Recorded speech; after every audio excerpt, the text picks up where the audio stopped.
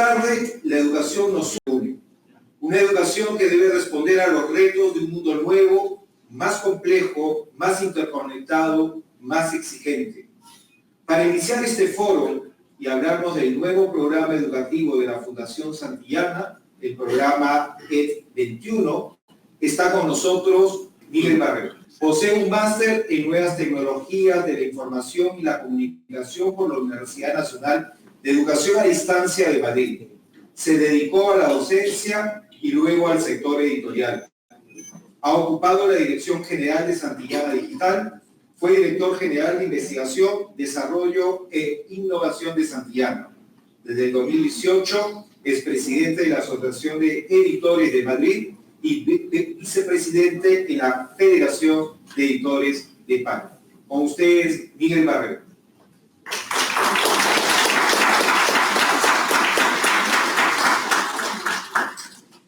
Hola, muy buenas tardes. Qué insensatez, el único que no se ha dado cuenta de que ha pasado algo es yo. Bueno, muy buenas, muchísimas gracias por venir a todos y por acompañarnos hoy. Para mí es un placer haber venido a estar aquí a acompañar a la Fundación en Perú. Y el objetivo que tenemos, o que tengo a lo largo de, es tratar de contarles qué es el programa 21 que lanza la Fundación y por qué este programa y no otro, y básicamente cómo lo vamos a articular y en qué lo vamos a convertir. La Fundación lo que hace es poner en marcha, la Fundación, como saben, lleva tratando de ser una institución dedicada al debate y a la reflexión educativa desde el año 1979. En este momento contamos con sedes en España, en México, en Colombia, en Brasil, en Chile, en Perú y en Argentina. Y lo que pretendemos es dedicarnos a lanzar el programa de 21, dedicar el foco en los temas de educación son muy amplios, nosotros nos vamos a centrar solo o básicamente en ese programa, lo vamos a hacer en un medio plazo. Nosotros ahora verán por qué, pero consideramos que requiere al menos un periodo de 3 años de análisis. Y lo que queremos es movilizar la reflexión de Iberoamérica, esa va a ser una de las claves, es decir, el territorio, también les explicaré ahora por qué Iberoamérica, sobre el nuevo paradigma educativo para el siglo XXI y para la sociedad del conocimiento. Entonces voy a tratar de transmitirles solo 2 cosas, porque lo mejor es luego dar voz a los ponentes y que ellos nos vayan explicando su versión de ese paradigma educativo del siglo XXI.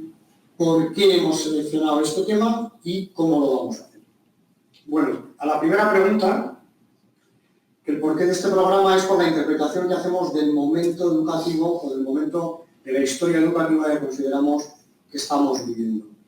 Nosotros, ese programa de 21, lo que queremos es resumir en un concepto que son las competencias que va a necesitar un ciudadano, es decir, un estudiante, para afrontar el siglo XXI. Competencias en un sentido amplio, en un sentido más anglosajón, es decir, conocimientos, valores, habilidades, técnicas, procedimientos, etc. Y la pregunta, o a lo que queremos dedicar este programa de 3 años, es a plantearnos qué competencias tiene que tener un ciudadano para poder insertarse satisfactoriamente en una sociedad que ha cambiado por completo. Entre la transición entre 2 modelos educativos o 2 paradigmas. Nosotros llevamos prácticamente desde que se instaura el concepto de educación pública, es decir, de garantizar a los ciudadanos una educación relativamente igual en contenidos, etc., es una escuela que pertenece al modelo industrial. No es una escuela que se haya quedado estancada, es una escuela que ha evolucionado, pero sigue respondiendo a un modelo de sociedad industrial o postindustrial. Y lo que está educando básicamente son ciudadanos para esa sociedad industrial. Aquí ocurren 2 cosas, y es que entran 3 factores directamente a mover el piso de ese modelo. La obviedad es de tal calibre que uno no puede decir, bueno, esto de la digitalización en realidad no ha pasado. No, hay 2 grandes tendencias muy relacionadas entre sí, que es la digitalización y la globalización. ¿De acuerdo? que de repente generan una nueva sociedad. Ahora veremos algún ejemplo. Y a eso hay que añadir una política de resultados que se instala desde que empezamos a hablar de PISA hace ya prácticamente 2 décadas. Y PISA nos dice, el examen de la OCDE que compara los países, nos dice, señores, los sistemas educativos no están teniendo unos resultados satisfactorios, excepto que usted sea coreano, finlandés o de Hong Kong. Pero en términos generales, los sistemas educativos están mostrando un cierto agotamiento. Ni siquiera medido en términos, aunque PISA mide en competencias, pero en términos, digamos, tradicionales, los sistemas están dando un nivel de formación alto. ¿De acuerdo? Entonces se produce una sensación de agotamiento y se produce una primera brecha entre lo que esta sociedad digital y globalizada está pidiendo y lo que le está dando el sistema educativo a esa sociedad. El sistema educativo sigue produciendo estudiantes de un perfil industrial y la sociedad demanda, por decirlo de alguna manera, estudiantes de la sociedad del aprendizaje, de la sociedad del conocimiento. Y aquí es donde estamos. Esto es en lo que quiere participar Santiago como una voz más. Y es en la búsqueda de ese nuevo paradigma educativo.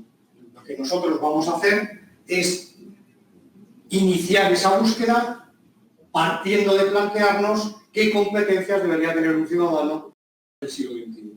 Y aquí ocurren 2 cosas. Si ustedes se fijan, hace 8 años llegó la tecnología y nos dijo, o cambian ustedes el sistema educativo o están muertos. Prácticamente fue un mensaje absolutamente apocalíptico.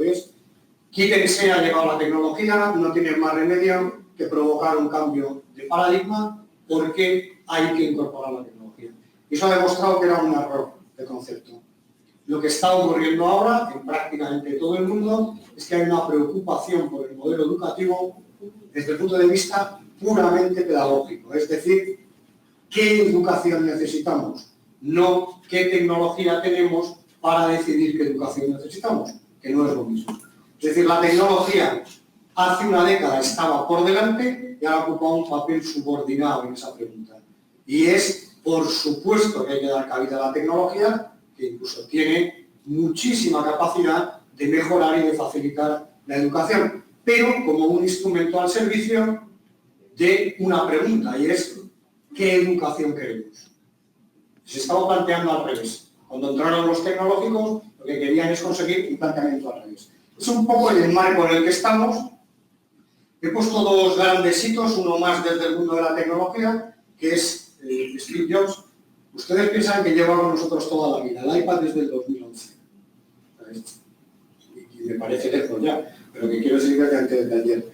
Y ahí está el Ken Robinson, que fue el que lanzó una especie de análisis muy provocador diciendo que la escuela mataba la creatividad, que la escuela era un sitio experto en generar aburrimiento.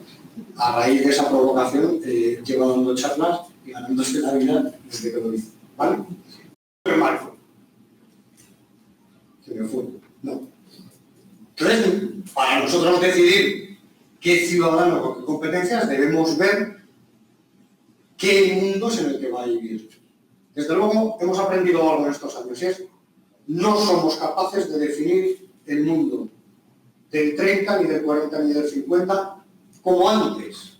Antes lo definíamos en un marco de seguridad. El mundo más o menos evolucionaba. Ahora, yo creo que esta frase de Castells es importante. No es una época donde se estén produciendo cambios, la época digital, es un cambio de época. Y yo, insisto, yo no quiero ni ir a extremos ni nada por el estilo, pero vamos a ver ese mundo que se van a encontrar, vamos a ver hasta el punto que estamos hoy. Yo digo que ha cambiado, nos ha cambiado muchísimas cosas, pero finalmente nos está produciendo un cambio en la manera también de ser y de pensar. Vamos a hacer un breve repaso. Hoy, en el 2019, ¿cómo nos informamos? Y les voy a dar una serie de nombres o de marcas, pero es para que tengan un retrato de si el mundo ha cambiado o no ha cambiado. Pues muchas veces nos informamos, por ejemplo, con Flipboard, o nos informamos con una cosa que es como la nueva, el nuevo profesor internacional mundial, que es la Wikipedia. ¿De acuerdo? Pongo algunos ejemplos, podríamos poner una lista interminable. ¿Cómo nos entretenemos? Pues ahora todo el mundo está enganchado a Spotify o a Netflix. ¿De acuerdo? ¿Cómo compramos? Pues Amazon, o no sé si aquí existe Wallapop, pero ¿sí existe?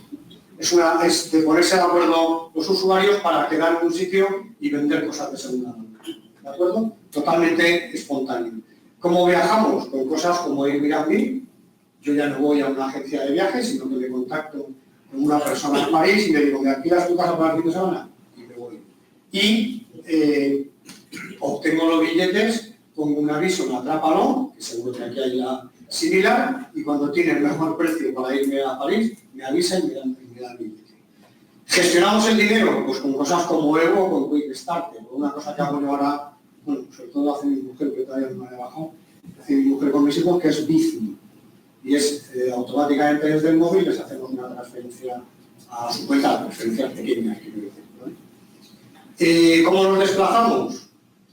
Cabify, Uber o una cosa que también habrá, que se llama BlaBlaCar, y es los usuarios quedan y reparten los costes de gasolina. ¿Vale? ¿Cómo nos comunicamos? No voy a hablar de WhatsApp, porque ya me parece excesivo hablar de WhatsApp, porque no sé el tiempo que le dedicamos al cabo del día de WhatsApp. Nos comunicamos por Skype, o ahora, el que no tiene cuenta de Instagram, parece que no cuenta. ¿Cómo nos quejamos? ¿Cómo proponemos a los políticos, a la sociedad, que cambie las cosas? Pues hay plataformas como Change.org, donde uno puede reclamar determinadas cosas, reuniendo firmas. ¿Cómo conocemos gente que esté en edad y tenga buen parecer? Bueno, no, si no tiene buen parecer, tampoco hay por qué discriminar. Bueno, pues hay páginas para, sencillamente, conocer parejas, no estoy hablando de los mayores, como Mythic, por ejemplo. Entonces, al final, fíjense la cantidad de cosas que nos van cambiando en nuestra vida, todo ello hace un conglomerado, y desde luego, olvídense de aquello que nos valía hace un tiempo para justificar que no hiciésemos cambios, y era que nosotros éramos inmigrantes digitales, nuestros alumnos nativos. No hay ninguna duda, nuestros alumnos tienen muchísima más soltura e intuición con la tecnología, pero repasen cuántas de estas cosas utilizan ustedes y dejen ya de declararse inmigrantes, ya que son usuarios menos eficientes. Todos utilizamos la tecnología para casi todo. Y en el 2030 salía la comida que he comido, he tenido el gusto de comer con un grupo de sabios. Y nosotros tenemos que pensar qué educación queremos para un mundo donde, y no hay que ponerse nervioso ni preocuparse, pero sencillamente el mundo del 30 va a ser un mundo cierto, va a ser un mundo mucho más complejo, va a ser un mundo global, va a ser un mundo digital, va a ser un mundo intercultural, más veloz y con muchas cosas disruptivas. Esa es la caracterización que va a tener el mundo cuando nos hagamos la pregunta de qué educación queremos. ¿De acuerdo? Vamos a ver mi opinión, y creo que la de todos los que están aquí, que son profesionales de la educación, es que la educación, el objetivo que tiene es crear un proyecto de vida que te capacite en 3 ámbitos. Uno de ellos es el profesional o el del empleo, es decir, yo soy educado para tener un trabajo, un empleo el día de mañana. Segunda dimensión, soy educado para ser un ciudadano e integrarme en la sociedad.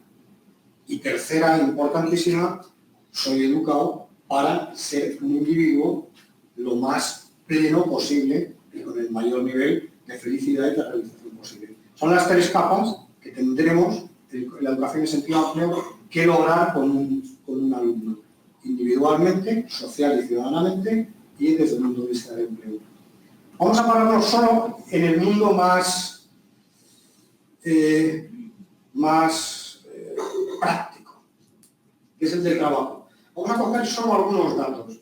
Los datos son de una como el World Economic Forum, estos señores que se reúnen todos los años en Davos y que reúnen a los mayores gobernantes, expertos en economía, gurús y empresarios y el informe que hace McKinsey. Y solamente he tomado unos datos.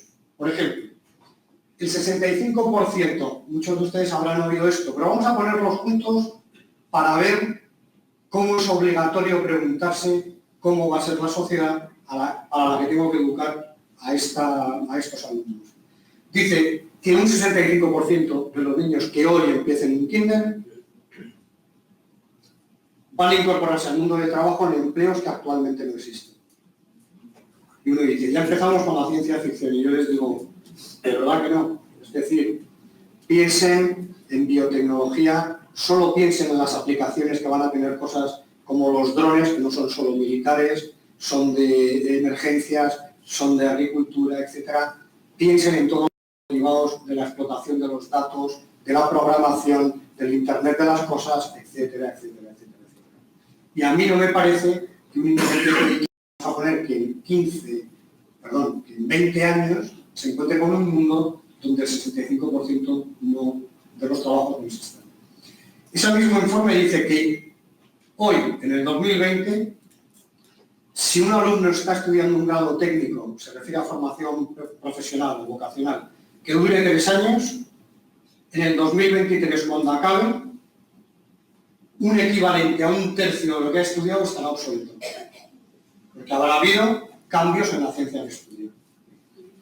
En 2030, un 14% de los trabajos actuales ya habrán desaparecido y un 32% habrán sufrido cambios muy significativos. Y aquí todo el mundo dice, bueno, yo tranquilo, porque sobre todo van a desaparecer o sufrir cambios aquellos trabajos más rutinarios, más manuales o de menor cualificación.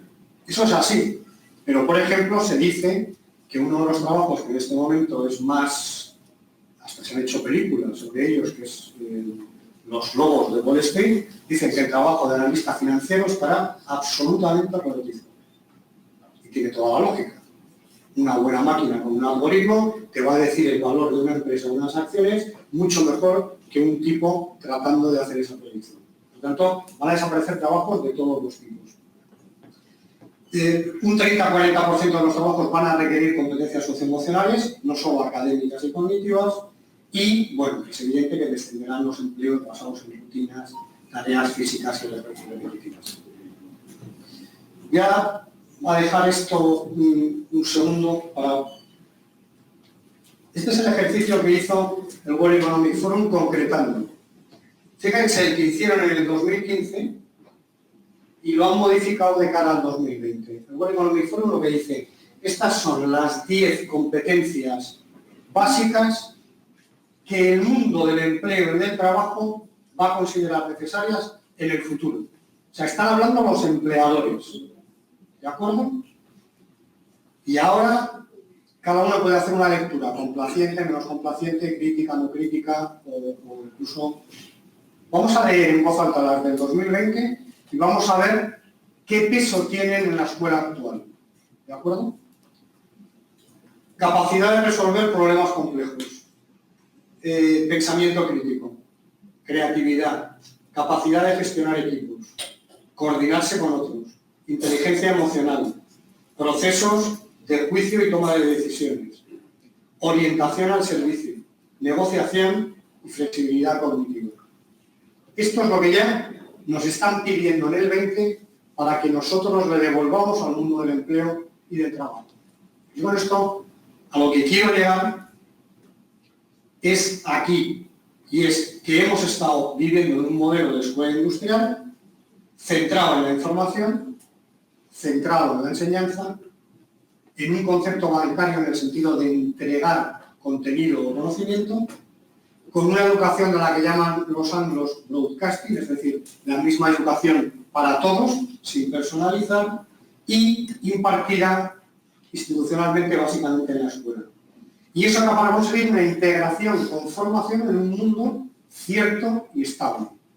Y el modelo de sociedad de conocimiento y el modelo de la educación que tiene que llegar y que tenemos que dar será una educación más centrada en el conocimiento que en la abundancia informativa que está en Internet. No hay que tener información, lo que hay es que generar conocimiento con esa información, centrada más en el aprendizaje que en la enseñanza, es decir, más en el alumno que en el profesor, centrada en habilidades y competencias a lo largo de toda la vida y ubicua, es decir, la Internet y los medios digitales permiten que la educación se expanda fuera de las paredes de una escuela y fuera del tiempo lectivo.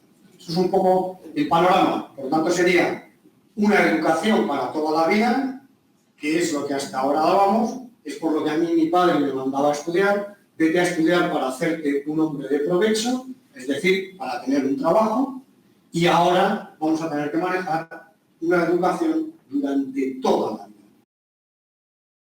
Es un poco el contraste. Yo les pediré una cosa.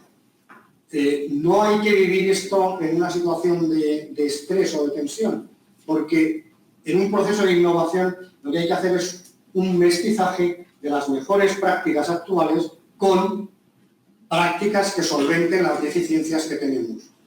Y lo primero que hay que hacer es aceptar que este sistema educativo en este momento no es del todo eficiente para esta sociedad que viene. Claro, lo que yo les quería comentar es qué es la sociedad que viene. Y fíjense que recopilando muchas fuentes de información, podría ser ese ciudadano que nos van a pedir que eduquemos. ¿De acuerdo? Si hacemos un resumen, nos van a decir que nosotros incorporemos, porque ahora, insisto, esto es un ejercicio de síntesis. Hay que tomar lo que será, nadie pone en discusión que hay que seguir enseñando los conocimientos de las disciplinas, digamos, tradicionales, matemáticas, biología, física, lengua. Lo que se pone en duda es si hay que enseñarla como hasta ahora, con programas hiperinflacionados, o hay que enseñar los grandes principios de cada una de esas ciencias. Es decir, si hay que enseñar la biología o a pensar como un biólogo, que se está manejando que el concepto es aligerar los currículum tradicionales, explicando lo que llaman las grandes ideas, o sea, los grandes conceptos de esa ciencia y la manera de pensar de esa ciencia. Si hiciésemos un retrato de lo nuevo, clasificado en conocimientos, habilidades y valores, en conocimientos, en un mundo de una economía global, va a haber que potenciar la educación en finanzas, economía y negocios, en los temas de salud y bienestar, en medio ambiente y sostenibilidad, creo que es indiscutible, en lo que los americanos llaman STEAM, que es Science, Technology, Engineering and Maths, es decir, todas las áreas de ciencia y tecnología, donde ya hoy se están produciendo necesidades. Me parece que fue en el año 2018, la Unión Europea no fue capaz de cubrir 800.000 puestos relacionados con programación, sencillamente porque no tenía estudiantes nuevos. Entonces se está potenciando mucho la formación en ciencias, en tecnología, y luego el lenguaje del siglo XXI no va a ser el inglés, en mi opinión, va a ser el lenguaje computacional, la programación y su aplicación en temas de robótica. Esto, digamos, que serían los conocimientos que hay que sumar a los conocimientos tradicionales. En habilidades están prácticamente ya son un dogma, las famosas 4 Cs, que es creatividad, espíritu crítico, colaboración, trabajo en equipo y habilidad de comunicación.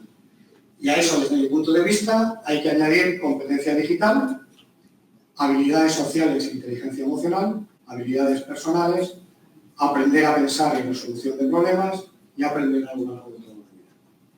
Y como valores, creo que la conciencia y la ciudadanía global es imprescindible en un mundo cada vez más abierto y que además cada vez es más frecuente ver reacciones defensivas que en lugar de reconocer que el mundo es diverso y abierto, lo que hacen es cerrar en lo local y producir xenofobia, rechazos, etc. Entonces yo creo que el tema de ciudadanía y conciencia global es fundamental. La ciudadanía digital, hay que saber que cada vez que actuamos en Internet, en WhatsApp, etc., tenemos que hacerlo con un respeto por la identidad de los demás y por la nuestra. Tenemos que ser conscientes de que se pueden producir delitos, etc. Y por último, valores éticos, me refiero a cuanto menos una ética mínima universal cada vez más necesaria. Ese es un poco el panorama de cuál debe ser y por qué nosotros proponemos como fundación que esa pregunta, que al final es qué ciudadano queremos educar, lo hagamos preguntándonos por qué competencias queremos que tengan. Y es porque tiene un efecto de arrastrar las piezas. Si yo me pregunto por el currículum, es decir, por qué tengo que enseñar, muchos de estos contenidos que veíamos aquí me van a decir que no puedo hacerlo con pedagogías tradicionales, sino que necesito pedagogías activas. Es decir, no puedo enseñar robótica en una clase exponencial tradicional. Tengo que enseñar robótica con una metodología de aprendizaje basada en proyectos. O sea, me va a invalidar las pedagogías y va a pasar parecido con la evaluación. No voy a evaluar un proyecto de robótica con un examen tipo test. Tengo que evaluarlo con una metodología basada en las evidencias a lo largo del proceso, etc. Y si seguimos así, el horario, pues una sesión de 50 minutos para un aprendizaje basado en proyectos, va a ser que no.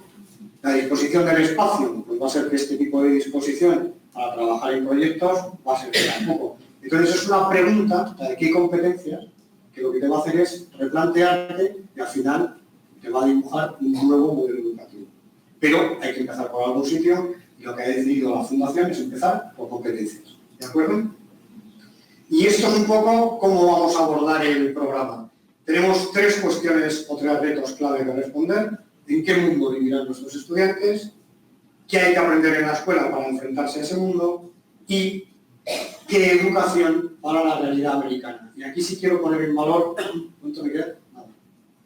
Un par, vale. Sí quiero poner en valor, me da tiempo, en valor una seña de identidad de la Fundación.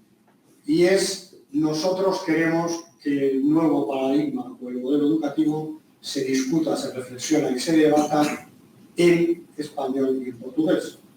Porque, esto a veces me dicen que no sea tan políticamente incorrecto, hay una cierta colonización del modelo de educación del futuro que nos está viniendo, o de los países que tienen éxito en PISA, Finlandia.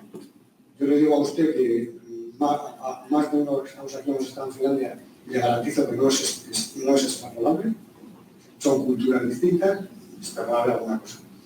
Y lo segundo es zonas que están haciendo reformas de muchísima profundidad, como creo que está pasando en Canadá o en alguna zona de Nueva Zelanda. No solo de participar en la reflexión global, sino que además tiene que aportar la peculiaridad de competencias 21 que necesita no el mundo ni Iberoamérica, Perú, porque dependiendo de qué diseño de sociedad, etcétera, queramos, tendremos que fomentar unas habilidades u otras. Y vamos a hacer en un esquema así de fácil. La Fundación con el programa del 21 quiere proponer 3 cosas: un espacio, un puente y un territorio. El espacio lo queremos generar a base de 2 componentes: información y conversación. Lo que queremos es generar conocimiento en torno a la escuela del siglo XXI, en ocasiones no solo físicas, como estamos ahora, sino también virtuales, de reflexionar sobre ello. Si ustedes ponen ahora mismo Fundación Santillana /ED21, van a ver un blog donde hay información, entrevistas, etcétera, que nos dan pie a este tipo de reflexiones. Un puente, queremos crear un puente entre la teoría y los expertos.